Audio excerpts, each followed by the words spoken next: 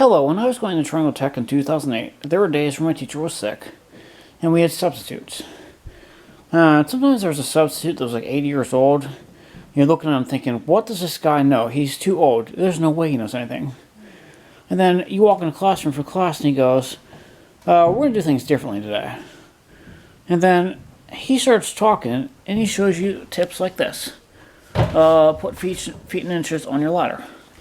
Ohm's law. Everything you ever need to know. Put your feet in inches.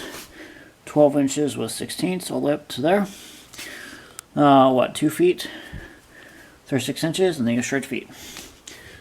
Put a star at each one so you can see it very easily. So you should always mark your ladders like this. I tell you what, we're on a ladder. I don't know why none of you people put stuff like this on the ladder. I tell you what, this eliminates the tape measure. This eliminates carrying around conversion charts. And you got plenty of stars, everything you ever need. I'll tell you what, I think this is like one of those things where it's like parents bring your kid to work day, and people that work at NASA bring their kids to work, and then the kid looks at the project, 12-year-old kid, looks at it and goes, and says something, and then everyone in the room spins around and stops in their trucks and go, what did you say? You just solved a major mystery you've been trying to solve for 50 years. It's one of those kind of things.